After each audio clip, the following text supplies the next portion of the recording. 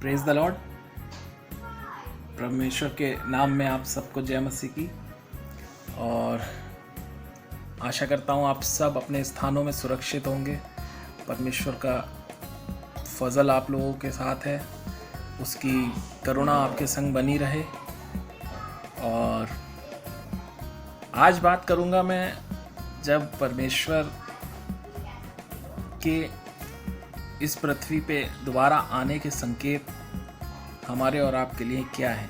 जब वो आएगा तो हमें कैसे पता चलेगा कि परमेश्वर आने वाला है, या हमें अपने आप को अब तैयार रखने की ज़रूरत है क्योंकि परमेश्वर आने वाला है।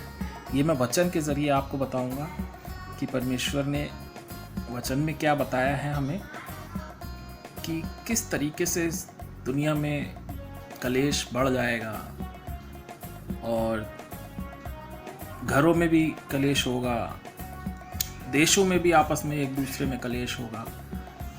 और परमेश्वर जब आएगा तब क्या होगा, ये सारी बातें मैं बताने वाला हूँ आज परमेश्वर के वचन से। हम पढ़ेंगे मत्ती 24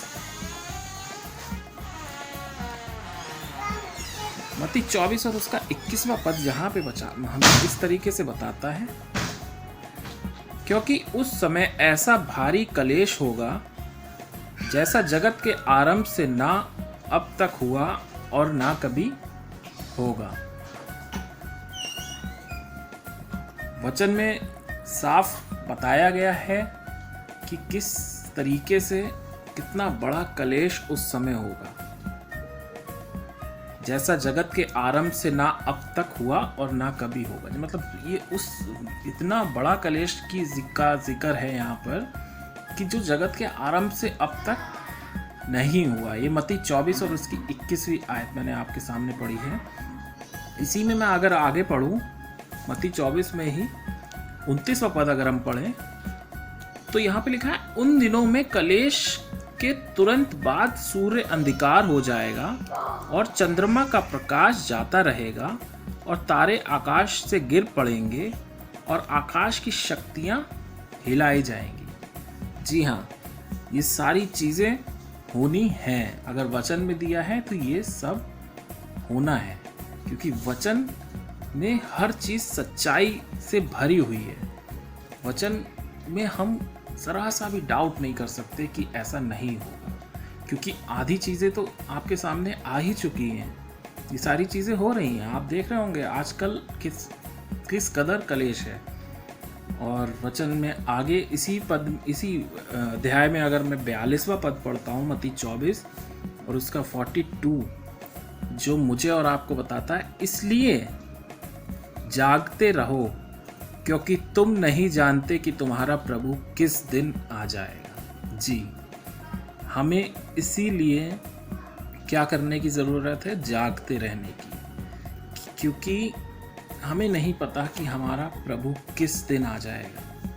ये कोई डेट फिक्स नहीं है, हमें हर वक्त तैयारी रखनी है और अभी से ही इस काम में जुट जाना है, ताकि हम असफल ना हो जाएं इस चीज़ में।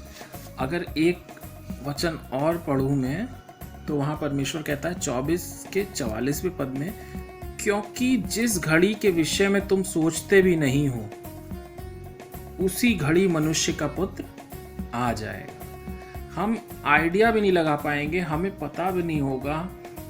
जिस समय हम और आप सोच भी नहीं सकते, और वो उसी घड़ी आ जाएगा। कोई डेट फिक्स नहीं है। 1 महीने बाद भी आ सकता है, 1 साल बाद भी आ सकता है, 10 साल बाद भी आ सकता है, और हो सकता है कि 1 घंटे बाद ही आ जाए। जी, आज मुझे और आपको इस वचन से ये सारी चीज़ें, इस वचन में एक चीज़ बहुत अच्छी है कि किसी भी युग में आप हों, चाहे ये वचन मेरे पिताजी ने पढ़ा हो या उनके पिताजी ने पढ़ा हो, या मेरे आने वाले बच्चे बड़े होंगे वो पढ़ेंगे, लेकिन ये वचन उनके भी जीवन में उसी तरह काम करेगा जिस तरह ये बरसों पहले करता आया है। इस वचन में यही सच्चाई है। जो भी इसको पढ़ेगा वो आशीषें ज़रूर पाएगा, अगर उसने दिल से इसको पढ़ा है, अगर उसने परमेश्वर को एक्सेप्ट किया है। वचन में अगर हम आगे बढ़ें और 25वें अध्याय में हम पढ़ते हैं, मत्ती 25 और उसके 41 से 46 वर्ष अगर हम पढ़ते हैं, क्योंकि जब परमेश्वर आ जाएगा तब क्या होगा। वो समय था जब परमेश्वर, वो जो वचन पढ़ा गया, तब परमेश्वर के आने से पहले क्या होगा वो था। अब परमेश्वर आ जाएगा तो वो क्या कहेगा, 41 वर्ष में पढ़ रहा हूँ। तब वो बाईं ओर वालों से कहेगा, हे शापित लोगों, मेरे सामने से उस अनंत आग में चले जाओ जो शैतान और उसके दूतों के लिए तैयार की गई है। परमेश्वर ने सारा इंतजाम कर रखा है मेरे प्रियो, इसलिए मन फिरा लें। परमेश्वर ने हमारे लिए बहुत सारी तैयारियां कर रखी हैं। जिस हिसाब से हमें यहाँ तैयारी करनी है, उधर वो भी तैयारी करने में लगा हुआ है। उसने जो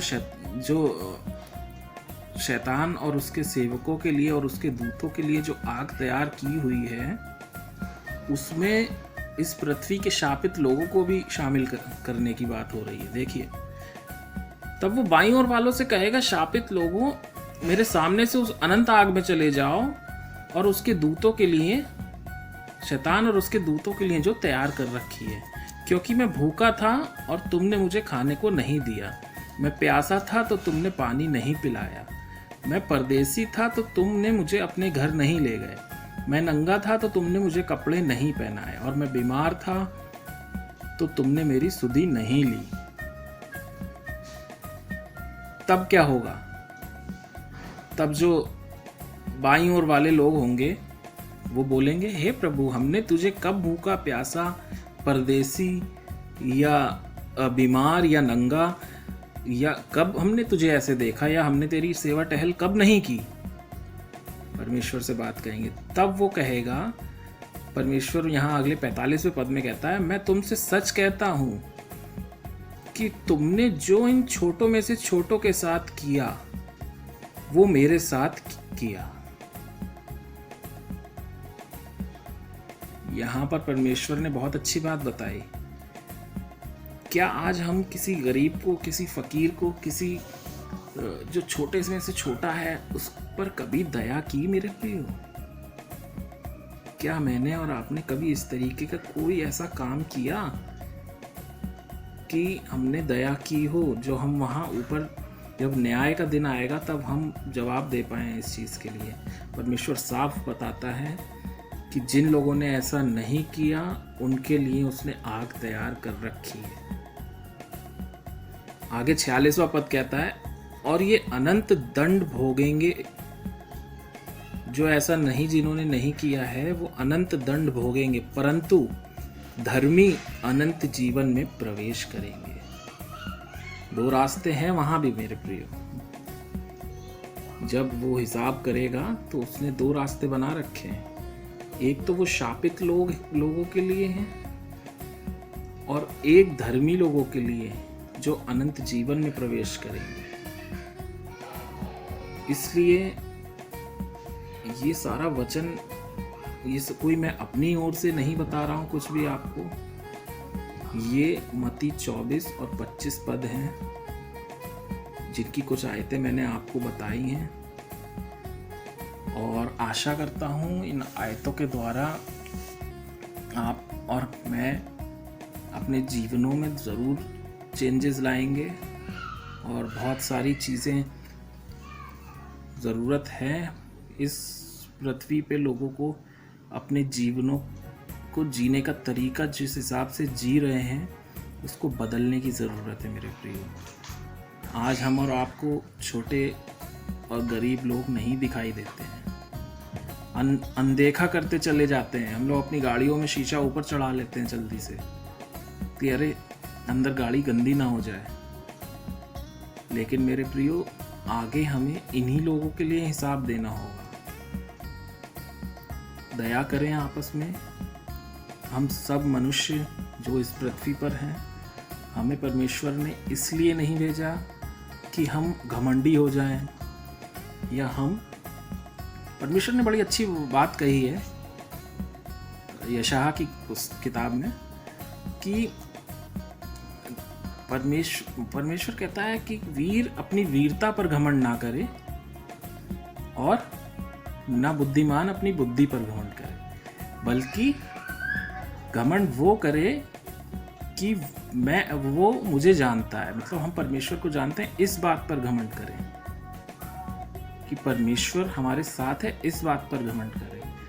इस चीज़ पर घमंड ना करें कि मैं बुद्धिमान हूँ या मैं बहुत ज़्यादा वीर हूँ, बल्कि हर वक्त हमें उसका धन्यवाद देना है मेरे प्रियो। तो परमेश्वर, मैं यह डराने के लिए ये वचन नहीं बता रहा हूँ मैं आपको, मैं इसलिए बता रहा हूँ कि हो सकता है आप इन चीज़ों को करते हो सकता है आप इस वचन के अकॉर्डिंग चलते हो अपने जीवन को, तो आप बहुत अच्छी बात है, आप तो अनंत जीवन पाने वाले हैं। लेकिन जो नहीं करते हैं उनके लिए आज भी मौका है, संभल जाएं, सुधर जाएं और परमेश्वर में आ जाएं, ताकि जब वो आए तो हम और आप खुशी खुशी उसका सामना कर सकें। Praise the Lord.